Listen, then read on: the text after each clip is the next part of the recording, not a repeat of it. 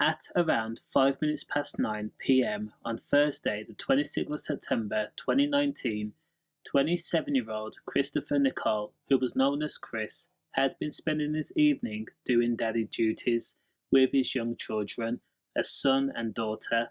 The ages were 5 and 6 years old.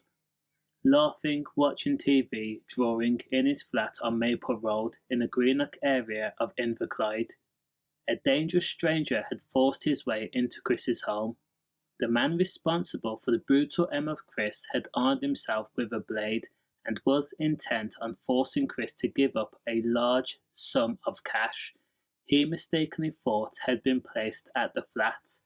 There was no evidence or even suggestion that Chris Nicol was a dealer or part of any well-known gang that operated in the Greenock area.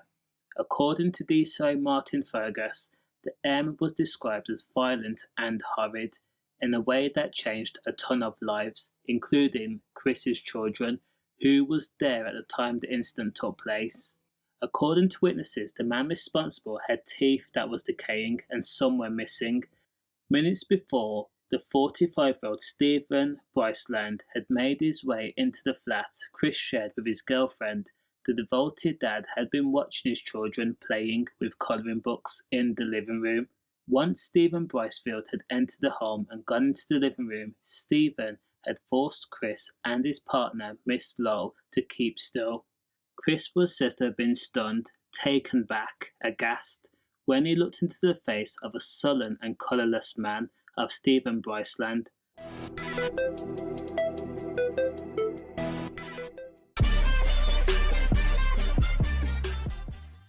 Both men were neighbours, with Stephen also living on Maple Road, Greenock. To make matters worse, Chris knew Stephen and vice versa. Stephen was a functioning addict who had used Class A gear to the point that it rotted his mouth. Still, the 45-year-old was able to hold a job down for the most part, working in the B&M store in Port Glasgow. Now for the most part, Stephen was not known to police. He had a conviction of having a blade back in 1987, but apart from that, he managed to stay out of trouble, despite the fact that him and his girlfriend often ran up debts with local dealers. Stephen had chosen Chris as his target because rumours had circulated that Chris had been keeping a large amount of money at the flat.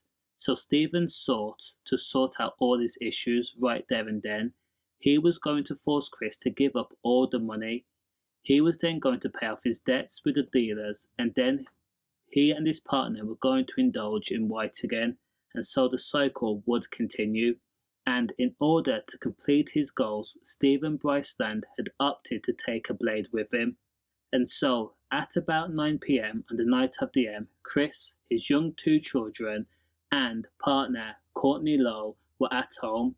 Courtney heard shouting outside the front door, as well as the door juddering off its hinges. It went on for about 10 seconds, 20 seconds, 50 seconds. Initially, Chris was going to open the door, but Courtney opened the front door instead and was confronted by Stephen Bryceland, who attempted to conceal his identity but wasn't doing a very good job. Now, Stephen was wearing a black hat and a scarf that covered only part of his face. The blade was already out in the open and was pointed towards Courtney. Now, Stephen forced Courtney to take a step backward and then another step backward into the living room. As soon as Stephen saw Chris, Stephen shouted, "Chris, give me all your money. Now, I'm not playing." Chris was stunned. This was not a friend, but the men knew each other and were on friendly terms to greet each other enough in the street and exchange pleasantries like, "Hello, how you doing? You alright?" While Courtney told the children to get in the kitchen and hide, Chris Nicol picked up the first item he could get his hands on. That would be a chair. It was then held out and used to defend himself.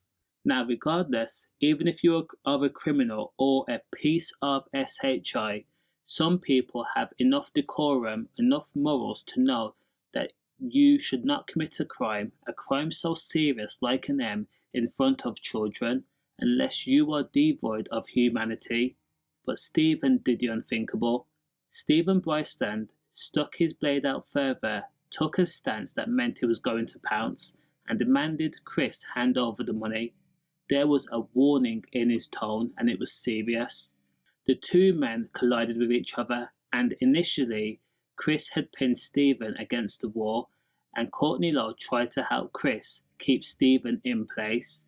But Stephen was able to move his arm, and he had bladed Chris twice, quick succession.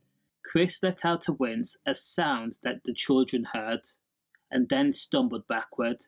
Despite being badly injured, Chris still tried to defend himself and keep his family safe, but a savage and animalistic Stephen charged at Chris and then used his blade and swiped and poked at Chris again.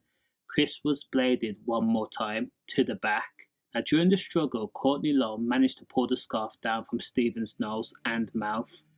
Despite Chris now being in critical condition and on the floor, a pool of red growing larger, the case says he was not leaving until he gets the money. The children were screaming. Courtney Lowe was screaming and pleading and begging, saying, "Please just leave, I need to call 999.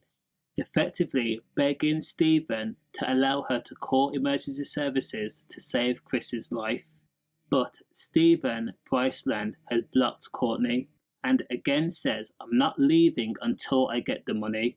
So in the end, Courtney Lowe ran to the cupboard and took out £200 and then handed it to Stephen Bryceland. After Stephen left, Miss Lowe then locked the door shut. Now, before walking out the front door, Stephen turned to the children and Courtney Lowe and says, "I'm sorry." In order to get the children out of the flat, Courtney then placed a tea towel over their heads and told them to walk straight ahead and do not look down. And then a neighbour who heard the shouting had rushed to the flat and performed CPR on the almost unresponsive Chris. Sadly, there was nothing anyone could do, and by the time emergency services, police, ambulance crew, trauma doctors had arrived, Chris was soon pronounced dead. Now, when police conducted their investigation, Stephen Bryceland was not labelled a suspect. Police admitted they had reviewed CCTV and taken witness statements and even conducted door-to-door inquiries. Now remember, Stephen Bryceland actually lived on the same road, Maple Road, but Stephen's name did not come up. Now, police put out a public appeal where they described the suspect as being 20 to 30 years of age with a local accent, approximately 5 foot 9 inches tall, slim build and with unkempt reddish-brown beard and a moustache. He had the bad teeth with some visibly missing, and he was wearing a black beanie hat with a logo, possibly Timberland, black top, black jeans or bottoms. Now, police also said that Christopher had recently come into a decent amount of money after his granddad had died, meaning it was inheritance, which was being used to work on the house, and also the money was going to be used to take the children to a dream holiday, being Florida. Now, in the aftermath of the it was said that Stephen Bryceland actually went back home and told his partner, "I have done something that has gone terribly wrong." And in November of 2019, Stephen was finally arrested. When Stephen Bryceland was arrested, the 46-year-old man had told police his intention was not to K, and before going to the house, he had not known that Chris's children were going to be there, let alone stopping with him over the holidays. Now, Stephen's defense team says in court, Stephen Bryceland was struggling to see a way out of his financial difficulties he and his partner were in.